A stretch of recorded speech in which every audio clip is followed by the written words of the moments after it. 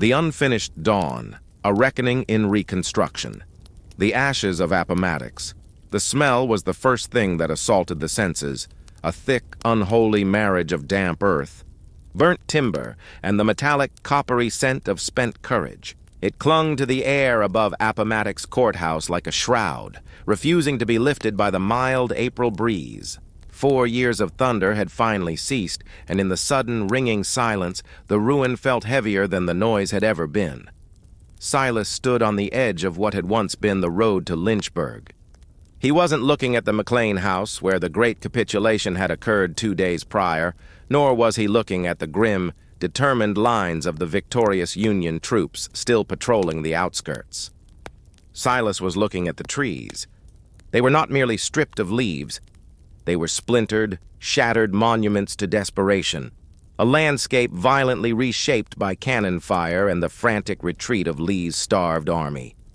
Silas was 22, though the war had etched a decade more onto his face. He wore the tattered remnants of a federal uniform, faded blue that now matched the weak morning sky. He had walked nearly 100 miles since the last organized skirmish, driven by a single, desperate hope. He was one of the newly freedmen, one of the few who had managed to keep his own name through the carnage. His name was Silas Brown, and he was looking for his sister, Ilara. The terms of surrender had been generous, almost shockingly so. General Grant had allowed the Confederates to keep their horses and sidearms, to ride home under parole rather than be imprisoned. Silas had overheard a Yankee sergeant call it magnanimous. But what did magnanimity mean to a man whose world had just been turned to ash? Silas saw not generosity, but a terrifying, fragile peace built upon a foundation of resentment that could crumble at any moment. He clutched the piece of folded, official-looking paper in his breast pocket. It was a parole document, a bureaucratic scrap that declared him a free man. It was worth less than the paper. It was printed on if the wrong man, a man still. Wearing a gray uniform or a man hiding a burning cross in his cellar decided to ignore it. He started walking toward the village proper, his boots crunching on gravel mixed with discarded accoutrements of war, a broken canteen, a sodden Confederate cap, a discarded letter home stained with what Silas prayed was only mud. He passed a group of former Confederate soldiers sitting by a smoldering fire, their faces thin and hollowed out. They looked less like the proud rebels of 2 years prior and more like ghosts waiting for a second death. They barely spared Silas a glance. The sight of a free black man walking openly in Union blue was now apparently too common to warrant outrage. This, Silas thought, was the true, unsettling quiet of Appomattox. The hatred was still there, simmering, waiting for the last Union soldier to pack up and leave. His journey had begun not with joy, but with a profound, anxious emptiness. Ilara had been sold away from the plantation near Fredericksburg in 1863, sent south to a place Silas could only recall as somewhere near Petersburg. Petersburg, which had just fallen after a 9-month siege that felt like the entire war distilled into one long, agonizing chokehold. He had survived the trenches, the disease, and the endless marching only to arrive at the site of the formal end, hoping the paperwork of generals would reach down to the dirt where his life had been broken. As he entered the main intersection, the scene was one of organized chaos. Wagons full of captured Confederate artillery were being inventoried by sharp-eyed Union quartermasters. Black men, dressed in rough-spun or, like Silas, in discarded army cloth, were moving through the scene with a new, cautious purpose. They were no longer chattel.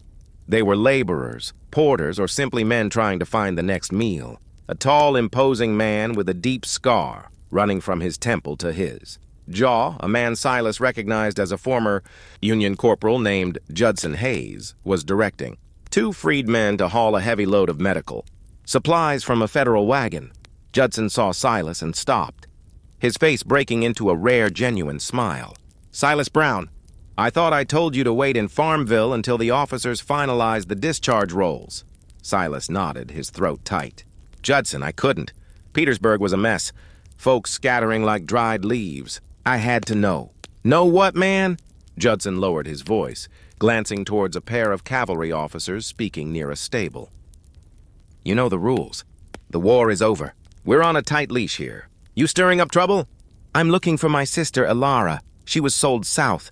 I heard talk that folks returning from the Petersburg area might have seen families ripped apart by the final evacuation."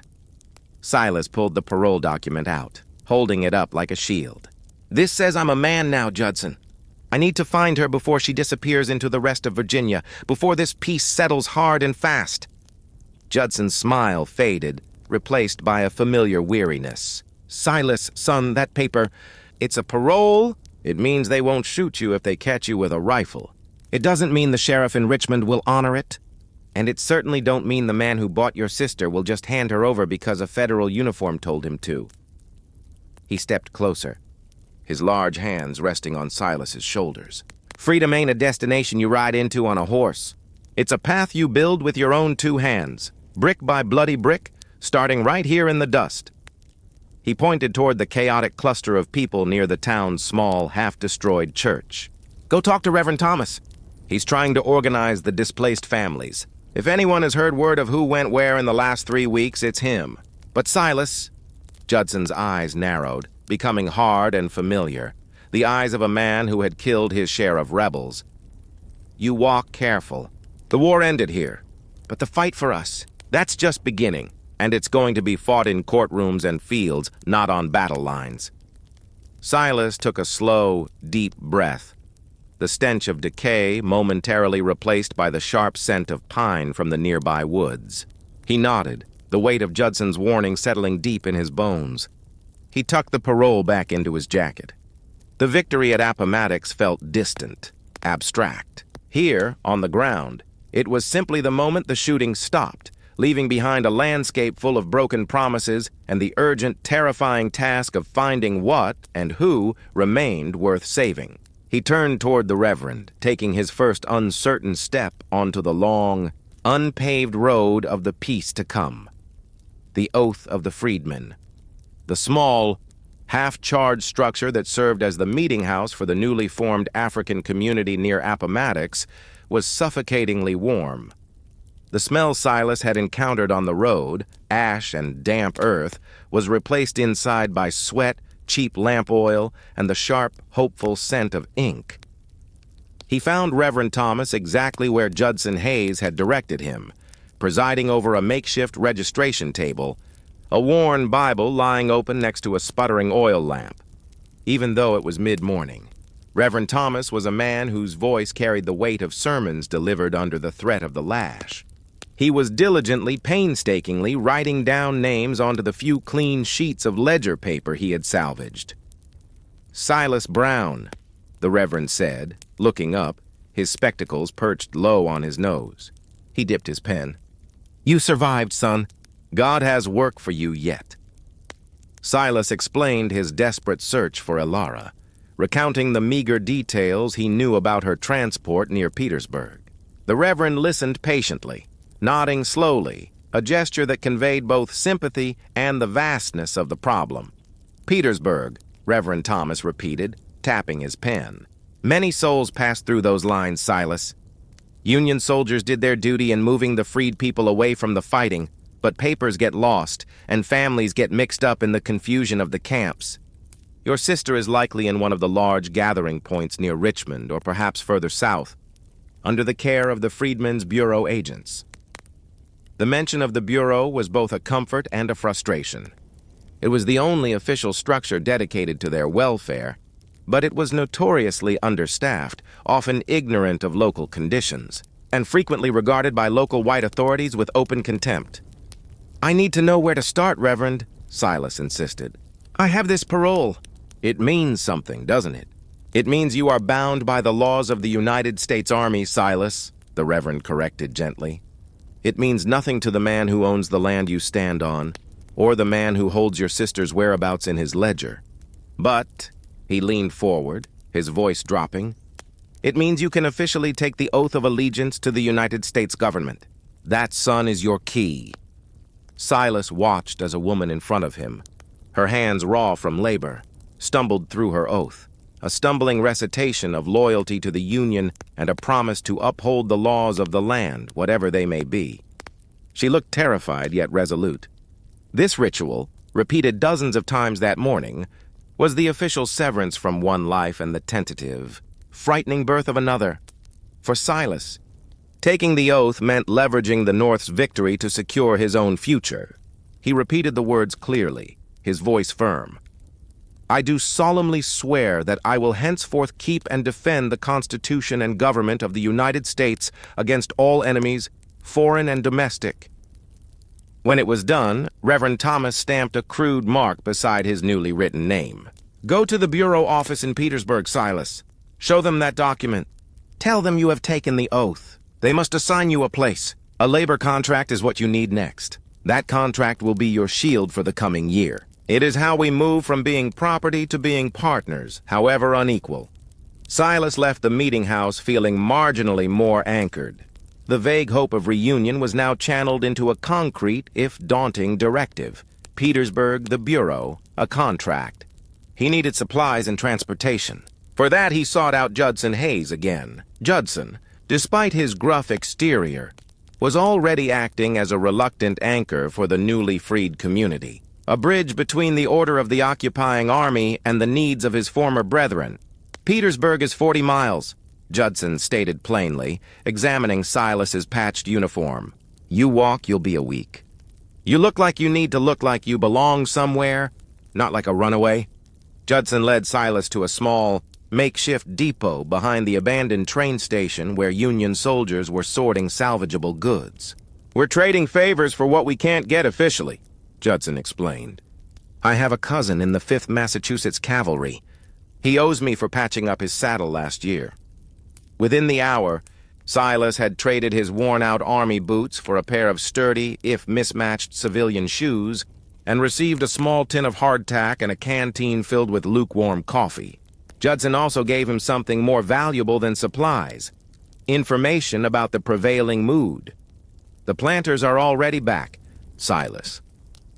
They rode out of the hills 2 days after the surrender, faces longer than a winter's night. "They are whispering that the Yankees are just letting us run around for a bit, that soon enough, the old laws will return. They're trying to hire men back under sharecropping agreements before the Bureau can even set up shop." Silas felt a cold dread grip him. Sharecropping? Like a new kind of debt? Worse, maybe. They offer food, a cabin, and a share of the crop, but they hold the seed, they hold the ledger, and they hold the gun racks. A man signs that paper, and he's tied to that dirt until the next war starts. That's why you need that contract, Silas. A contract is an agreement between two men under federal law. It's the only thing that can stand against their old ways right now. The walk to Petersburg was grueling. The land felt scarred, and the occasional sight of a derelict, blackened plantation house, its porch sagging like a broken jaw, served as a constant reminder of the high cost of this liberty. Silas walked with his head up, refusing to slink, drawing strength from the stiff fabric of his parole document. Petersburg was a city in shock. Union soldiers were everywhere, maintaining an uneasy peace. The air buzzed with whispers in 3 languages: English, German from the foreign mercenaries, and the halting, excited cadence of newly freed people arriving daily from the surrounding countryside. Finding the Bureau office was simple. It was the largest building still standing, a former bank commandeered by Major Alistair Finch, a man whose dedication to his duty was matched only by his utter exhaustion. Silas presented his parole and stated his purpose with practiced brevity. Major Finch, a man older than his rank suggested, looked at Silas with a professional, assessing gaze. "You took the oath. Good. That puts you under the protection of military law. For now," Finch said, signing a slip of paper, "you are officially designated a displaced person seeking reunification. Your sister, Alara Brown, would likely have been moved toward the larger settlements near Richmond, possibly Manchester. We are sending an agent there next week. I cannot guarantee escort, but I can give you an address for the receiving station." Silas took the slip. It was a small thing, a piece of cheap paper with an address scrawled on it, yet it felt heavier than any rifle he had ever carried. "And the contract, sir?" Silas asked, remembering Judson's warning. "I need to sign a labor contract to secure my position." Finch sighed, rubbing his temples. "Son, you have just survived a war. The immediate need is securing your status as a citizen, not binding yourself to the land. Most planters here are refusing to offer anything but unfair terms. My advice? Do not sign anything yet. Wait until you have found your sister, and wait until you can get to a place where the Bureau has real oversight. Let the planters stew in their own fields for a while. They must learn that land needs labor, and labor now commands a price." Silas stood taller. This was the first time a man of authority, even military authority, had offered him advice that directly opposed the immediate economic pressure he was about to face. It was a small validation of the oath he had taken. "Thank you, Major," Silas said.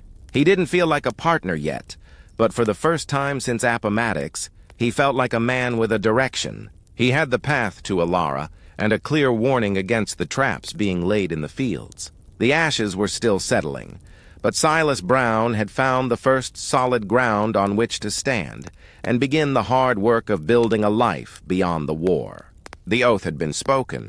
Now, the living of it had to begin. This is the critical point where the peaceful facade of the surrender begins to crack.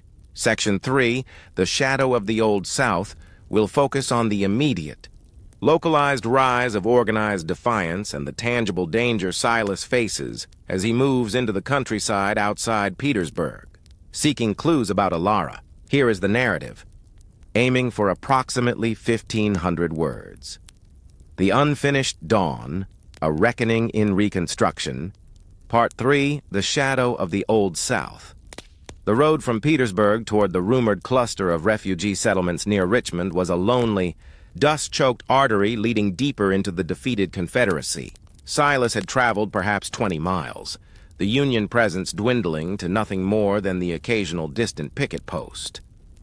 The hard reassurance of Major Finch's words had begun to wear thin, replaced by the creeping feeling of being watched. The landscape was no longer merely scarred. It felt hostile. He had learned quickly how to shed the appearance of a federal soldier. The worn blue jacket was hidden beneath a rough, donated sackcloth coat. He walked with the gait of a laborer, his eyes constantly scanning the dense stands of pine and the crumbling stone walls that lined the plantations. The first unmistakable sign of the shadow appeared just past the ruins of a small railway depot, its tracks warped like melted iron. Silas found 3 horses tethered carelessly near a dry creek bed, fine mounts, clearly belonging to men who had recently surrendered but whose pride was too substantial to allow them to walk home. He ducked behind a thicket of honeysuckle. Through the leaves he saw them, 3 white men, former soldiers by their bearing, though their uniforms were a patchwork of gray wool and mud-caked civilian trousers. They were laughing, a hard, cruel sound that carried too easily in the stillness. They were gathered around a small, frightened knot of black people, a family perhaps, huddled near an abandoned wagon. "You'll be working for Mr. Davies now, whether you signed his paper or not," one of the men, lean and sporting a thick, unkempt beard, drawled. "The war's over for the Yankees, but it ain't over for the right sort of people in Virginia. And you lot ain't the right sort." The man held a long leather strap, not quite a whip, but clearly enough to enforce authority. The father in the huddle made a gesture of deference. "We aim to please, sir. We just looking for the Union lines. We heard there was work." "Union lines ain't your concern," the bearded man spat.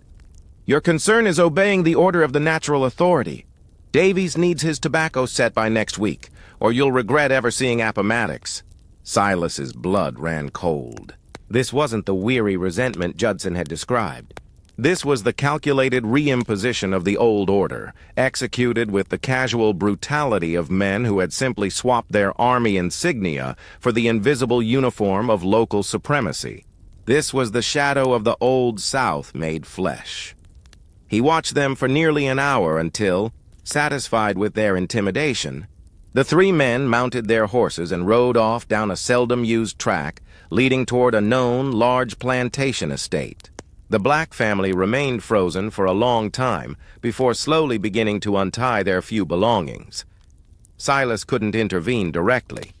He was one man against 3 armed horsemen, and interfering would likely get him killed and ensure the family was punished later. His parole offered protection from federal arrest, not from local vengeance. He had to get to Richmond, but he couldn't ignore what he'd seen. He waited until the family moved on, then approached the creek bed, pretending to search for water. He caught up to the father, a man named Caleb, he learned, a few hundred yards down the road. "Pardon me, friend," Silas said softly, adopting the respectful, quiet tone he used around former masters. "Those gentlemen, they were headed toward the old Monasero place, weren't they?"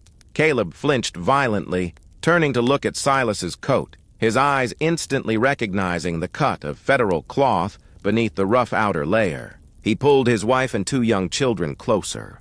"Who are you?" "You one of them?" "I'm Silas Brown, took my freedom papers in Appomattox. I walked away from Petersburg 2 days ago. I'm heading to Richmond looking for my sister Ilara. I carry a federal parole." Silas kept his voice even, showing the paper only slightly. "I ain't looking for trouble with the neighbors. I just need to know if the word is spreading that the war is truly over." Caleb studied him, seeing not just a man in a stolen coat, but a potential, fragile ally, a connection to the power that had seemingly won the war. "The war ain't over for us, Mister," Caleb whispered, his voice raspy. "It just changed the color of the guns. Them men, the ones on the fine horses, they call themselves the Knights of the White Leaf. They meet under the dark, and they say the president's proclamation is just ink on paper. They're riding through the small farms, forcing contracts, telling anyone who fought or served in the Union Army that they'll be hanged for treason." Silas felt a surge of icy recognition. If the Knights were already organizing with such impunity this close to a major federal garrison, the situation further south, where bureau oversight was weak, would be deadly. If Ilara was near Manchester or in a Richmond camp, she was vulnerable to any rumor or claim of ownership the planters could fabricate. "Do you know anyone who might be heading into Richmond soon? Someone heading to the relocation center?" Silas asked, his urgency growing. Caleb pointed a trembling finger south, back toward Petersburg. "The other free men, the ones who stayed near the army lines, they might know a wagon train leaving tomorrow morning. They're too scared to stay here, where the Knights can just ride up any time. They're gathering supplies. They say they need to see a bureau agent in the city to get papers that say they own the clothes on their backs." Silas thanked Caleb, offering him the last of his hardtack, a gesture that felt pitifully small against the terror the man faced. He knew then that his mission had to shift. He couldn't simply walk to Richmond as a hopeful brother. He had to walk as an informed man, carrying a warning. As he walked away, he looked back one last time. The family was loading a cart pulled by a sickly mule. The shadow of the 3 horsemen still lingered in the air, a visible menace that the surrender at Appomattox had failed to exorcise. The peace was a thin veneer over a deep, festering wound. For Silas, the first duty of freedom was not self-preservation, but the grim realization that he and every other freed person would have to forge their own protections against this deep-rooted, rising darkness. The carpetbagger and the scalawag Silas arrived in Petersburg 2 days later, following the precarious path of a small, armed wagon train of freedmen heading toward the relative safety of the city and the rumored presence of the Freedmen's Bureau headquarters. The closer they got to established towns, the less visible the masked terror of the Knights became, replaced by a colder, more organized hostility. The bureau office was indeed in the former First National Bank, a solid, imposing structure that seemed ironically appropriate for an agency handling the redistribution of lives and land. Inside, the air was thick with petition papers, the smell of stale tobacco from Major Finch's pipe, and the simmering tension between the occupying army and the local civilians. Silas presented his parole and received the address for the Manchester station near Richmond, where Ilara was most likely registered. But before he could leave, Major Finch called him back. "Mr. Brown, stay a moment. I have 2 gentlemen here who are leading the reconstruction effort in this county. They need to understand the reality on the ground better than my reports can convey." Finch gestured to 2 men seated at a separate, tidier table. The first was a tall, sharp-featured man named Mr. Sterling. He wore a suit that, while slightly travel-worn, was clearly tailored in Boston or New York. His energy was restless, his handshake firm and brief. This was the carpetbagger, a northerner who had come south to profit from or perhaps rebuild the ruined economy. The second man, shorter and sweating slightly despite the cool interior, was Mr. Elias Thorne. Thorne wore relatively fine, though now frayed, southern linen, and his eyes darted between Silas and Sterling with an unnerving mixture of deference and resentment. This was the scalawag, a native Virginian who had broken ranks, with the defeated planter class to align, himself with the Republican Party and federal authority. Mr. Sterling here is organizing the lumber yards to restart the railroads, Finch explained. Mr. Thorne is his essential local liaison, guiding the acquisition of timber rights and managing the newly hired labor force. Sterling clapped Silas on the shoulder with an enthusiasm Silas found deeply suspicious. Brown, excellent. We need honest labor, men who understand structure. We pay fair wages, cash wages. I'm building the future here, man. A modern Virginia free from the dead weight of the past. Thorne here tells me you served with the Federals. A man who knows discipline. Silas kept his expression neutral. I served. I aim to find my sister Ilara. She was held near Petersburg. I am going to Manchester to secure her release from whatever contract the planters try to force on her. Thorne coughed, fiddling with a button on his vest.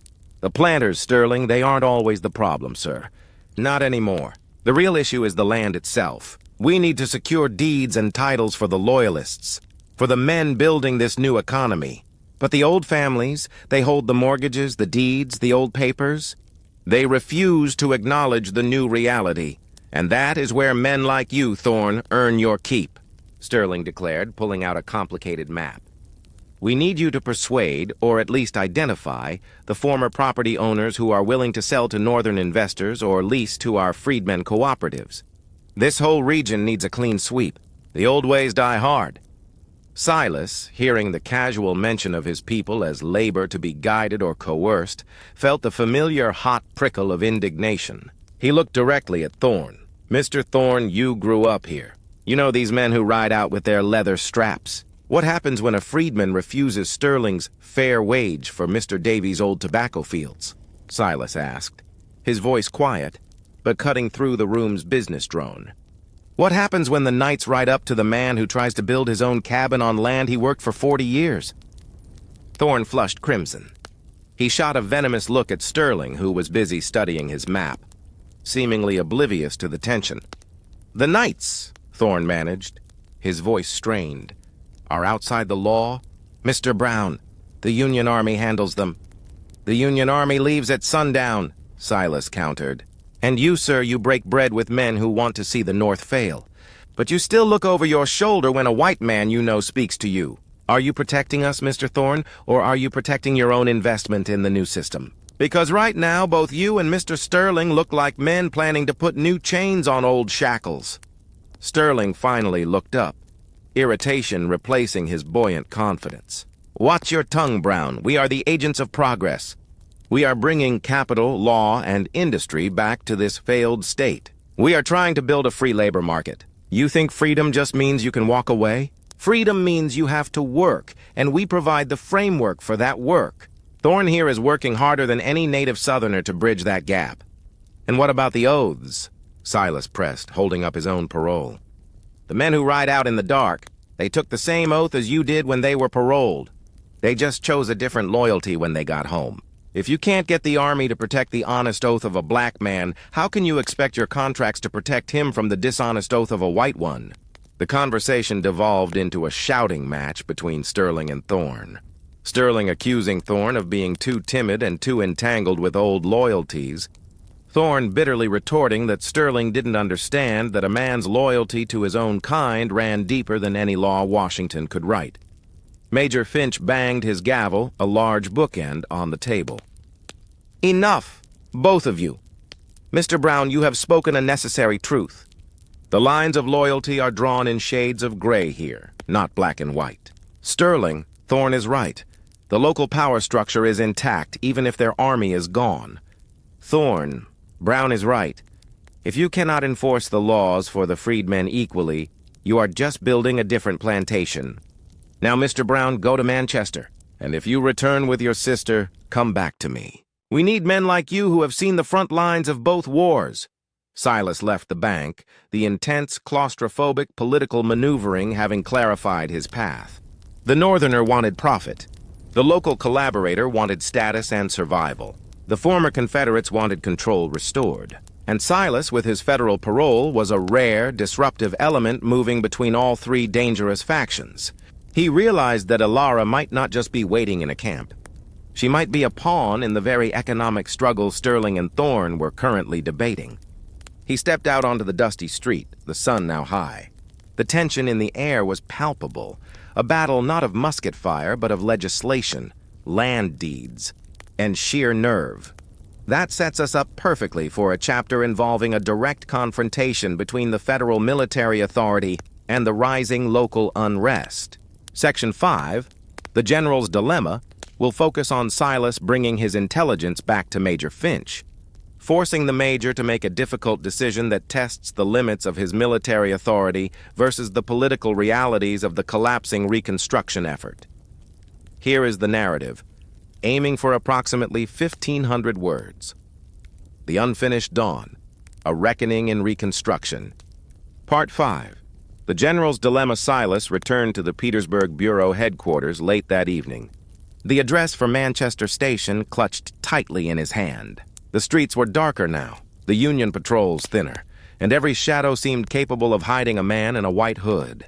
He found Major Finch not behind his massive desk, but standing by a window, staring out at the faint lights of the occupied town.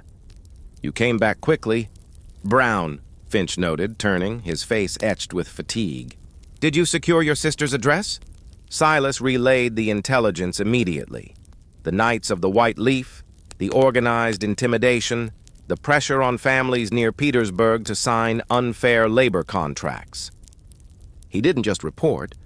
He delivered the testimony of Caleb, the terror he had witnessed, and the blunt warning that the local power structure was actively preparing to ignore the terms of surrender.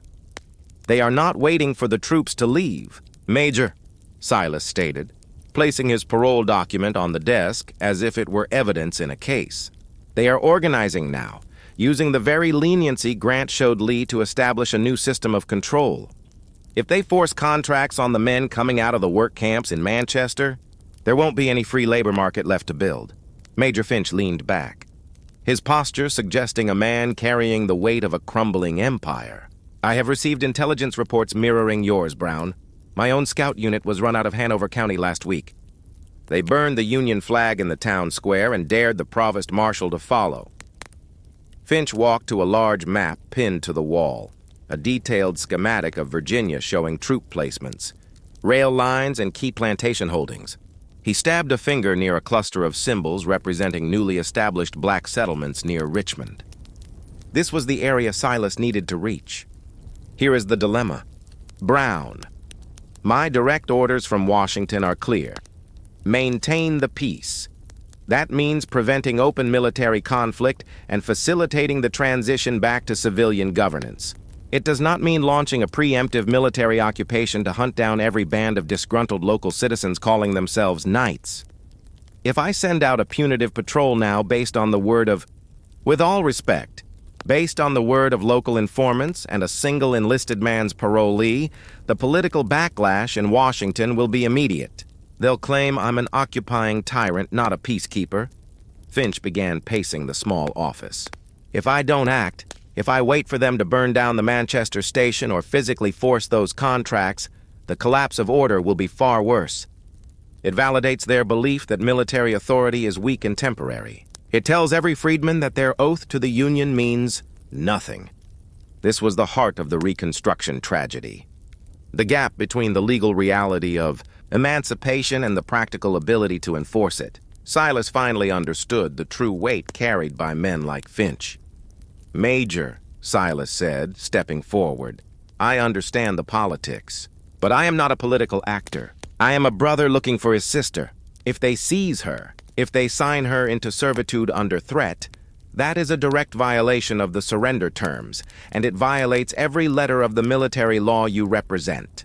You have the authority to protect Union citizens, even newly designated ones. Finch stopped pacing and looked at Silas, truly seeing him not as a former soldier but as the perfect, morally uncompromised messenger. You are right, Brown.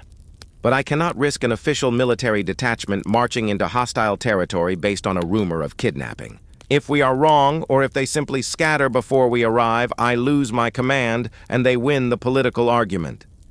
Finch paused, his gaze falling back on Silas's parole.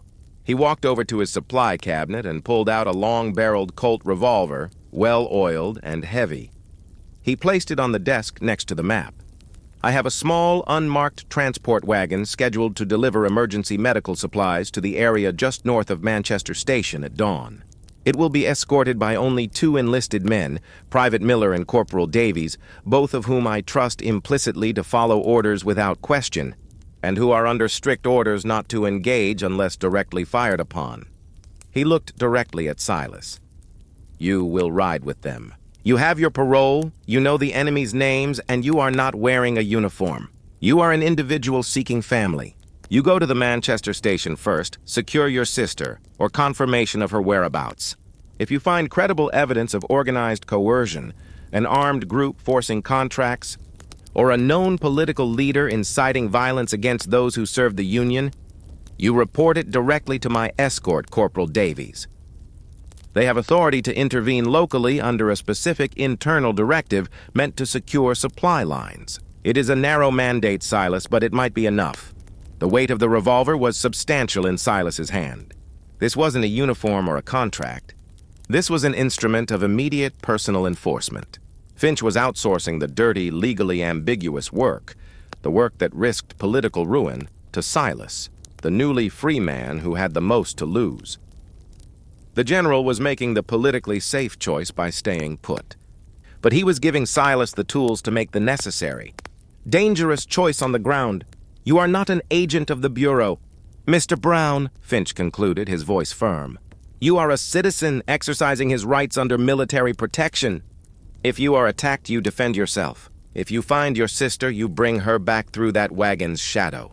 If you choose to confront these knights, you do so on your own authority. The Army cannot officially sanction a patrol that doesn't officially exist. The dilemma was now Silas's. He was being sent into the heart of the shadow, armed by the very authority that refused to fully step into the darkness itself. For the first time, Silas felt the true, terrifying definition of his freedom. It was the burden of self-reliance in a land that actively wished him to fail. A promise on the rail line. The unmarked wagon, a heavy, canvas-topped supply hauler, smelled of iodine and unwashed wool. It moved like a deliberate shadow through the Virginia countryside before dawn. Silas sat in the back, the cold steel of the Colt revolver heavy beneath the canvas, while Private Miller drove the team. Corporal Davies, a laconic man with eyes that never stopped moving, rode shotgun, his rifle resting across his knees. They were military support disguised as indifference, a thin promise of protection that felt impossibly fragile. The rails are the lifeblood. Brown, Corporal Davies murmured, not turning his head, as they rattled past a stretch of warped, rusted track near a desolate field. The Confederacy died when the Federals strangled the rails and the ports. Now, the new life comes back along the same tracks. Whoever controls the rail lines controls the money, and whoever controls the money controls the South. The observation was blunt and sobering. The railroad wasn't just a means of transport. It was the physical manifestation of the North's economic will to rebuild and connect the fragmented states. And where the money flowed, Silas knew that's where the power and the danger would concentrate. As the sun began to rise, painting the sky in bruised oranges and deep purples, they approached the outer limits of Richmond. The city itself had burned, but the industrial district of Manchester, located just across the James River, was a teeming, chaotic hub of refugee camps, temporary bureau offices, and the first frantic efforts to restart factories and warehouses. The wagon transport allowed them to pass through the Union checkpoints with minimal scrutiny. The presence of the federal uniform however limited, kept the local resentment at bay, allowing Silas to move with an authority he could never possess alone. They stopped a quarter-mile from the Manchester station, a low, temporary wooden structure surrounded by hundreds of displaced persons. The air thrummed with noise, children crying, the constant ring of hammers rebuilding, and the hopeful chatter of men and women trying to piece together a life. "This is where we part ways." "Brown," Corporal Davies stated, checking his rifle. "We're to secure a drop point 10 miles further up the line. I'll give you 3 hours. If you're not back here, we're not waiting. Don't engage the locals. Get your sister and go." Silas thanked them, his voice thick with a mixture of fear and surging adrenaline. He slipped the heavy Colt into the waistband of his trousers, covered by his sackcloth coat, and melted into the crowd heading towards the station. The scene at the Manchester station was overwhelming. It was a clearinghouse for the liberated. Bureau agents, some earnest and overworked, others clearly incompetent or corrupt, were trying to match names on their ledgers with people arriving on foot or by cart. Silas forced his way toward the main registry table. A petite, tired-looking bureau clerk named Miss Eleanor Reed was fighting a losing battle against the sheer volume of humanity. "I'm Silas Brown. My sister, Elara Brown. She was brought here from a plantation near Petersburg," Silas said, trying to project calm confidence. He slid the scrap of paper Major Finch had given him across the table. Miss Reed skimmed the note. Brown, wait! Elara Brown, we have her. She arrived 3 days ago. But she's not here now, Mr. Brown. She was claimed."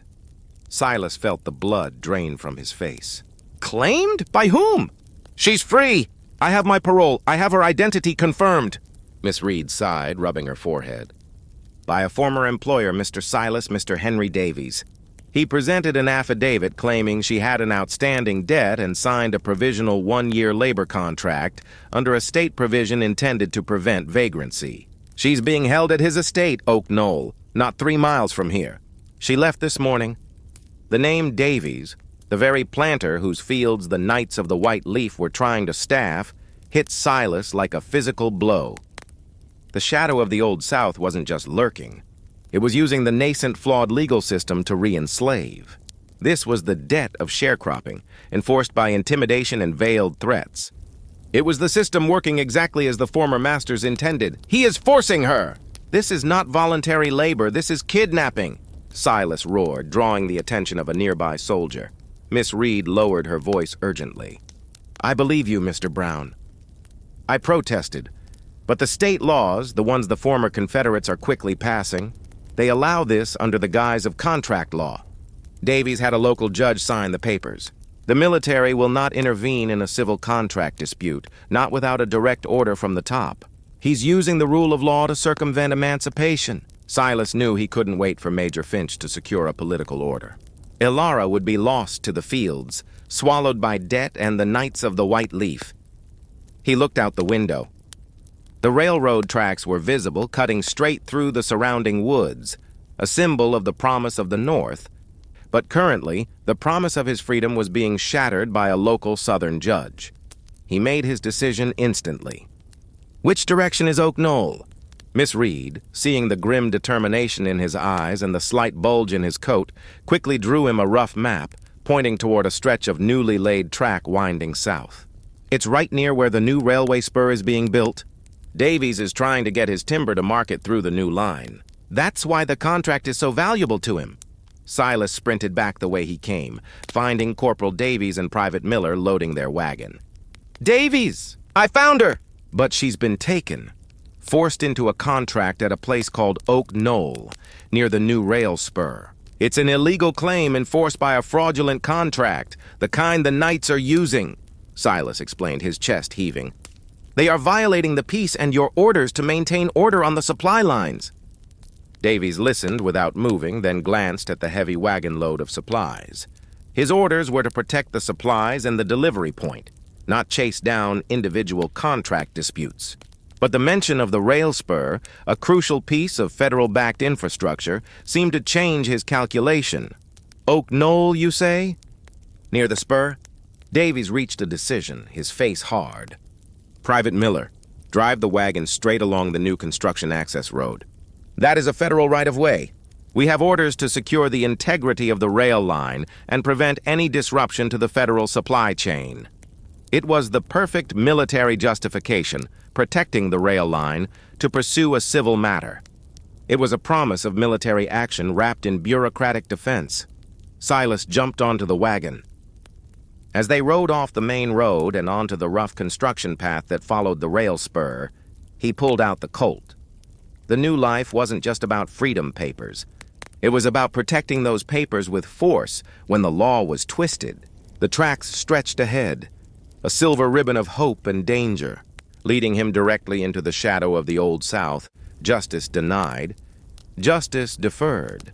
The wagon bounced violently as Private Miller expertly navigated the rough-hewn access road running parallel to the new rail spur. Oak Knoll was less a plantation and more a raw industrial operation. Timber was being felled and stacked high, waiting to be loaded onto flat cars. The entire enterprise was a blur of frantic, forced labor driven by the ambition of its owner, Henry Davies. As they approached the main clearing, Corporal Davies raised his hand, signaling the wagon to halt. The sound of axes and the shouts of overseers carried clearly on the wind. "That's far enough, Private," Davies muttered. He peered through the branches. "Looks like a dozen men or more working, not counting the overseers. And I see a couple of men on horseback with sidearms. Those are the knights, Silas. They're dressed as plantation riders, but they're organized." Silas's focus was fixed on the labor gang moving logs near the timber pile. He spotted her almost immediately. Ilara. She was thinner, her dress ragged, her movements sluggish with exhaustion. But it was her, his sister. The sight of her broke the cold fear that had sustained him, replacing it with a searing, protective rage. "There," Silas hissed, pointing. "The woman near the main stack. That's her. Ilara." "Right. Here's the play," Davies said, his voice dropping to a commander's monotone. "This wagon is carrying medical supplies for the Federal Railroad crew. We are securing the integrity of the rail line. Any hostile act against us or the individuals traveling under our escort will be treated as an act of insurrection against the United States Army." Davies and Miller dismounted, rifles held low but visible.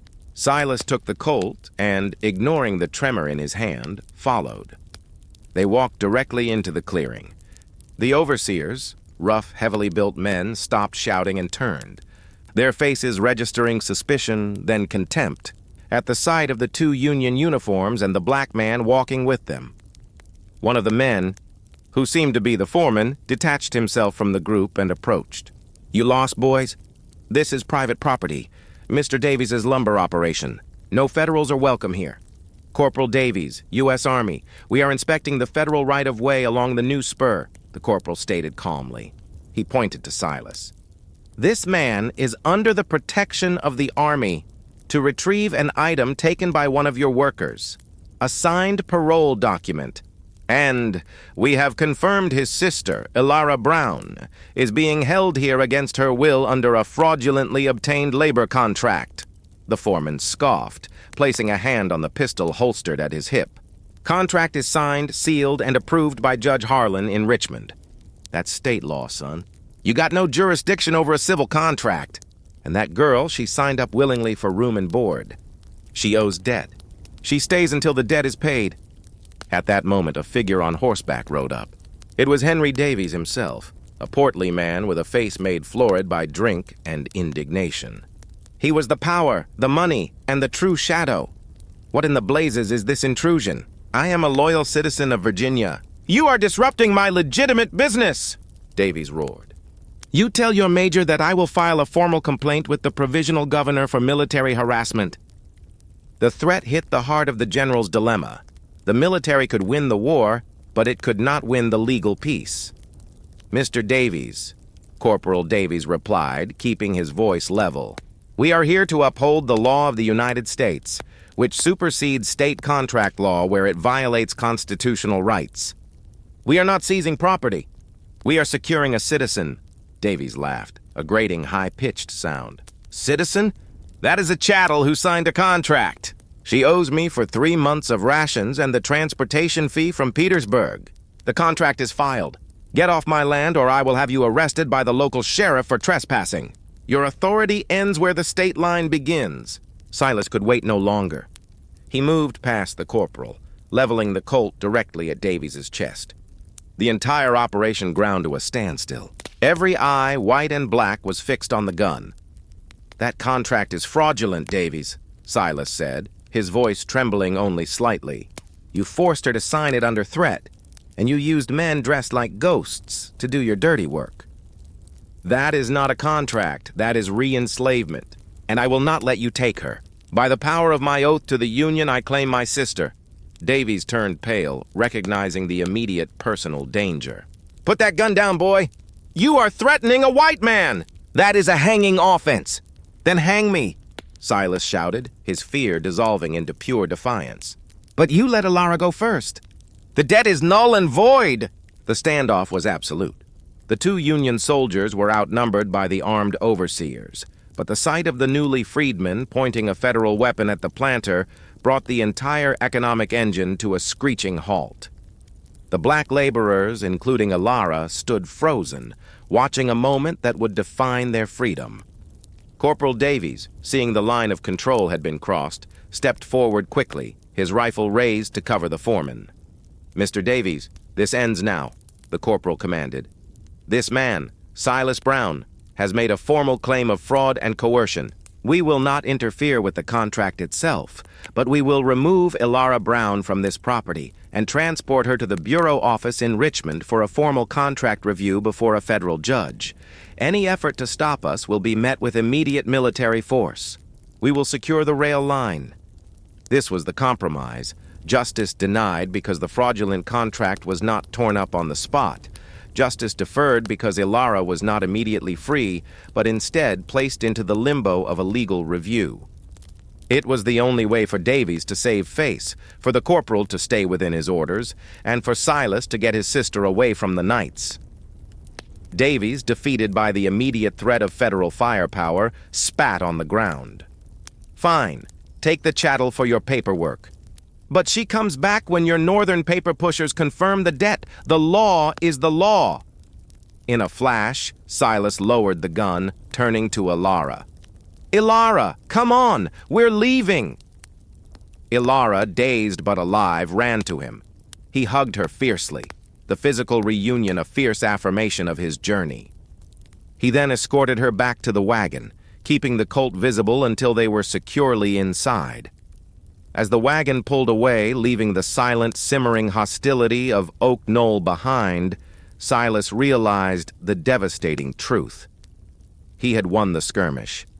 But the powerful institutions of the Old South were still armed with laws and debt.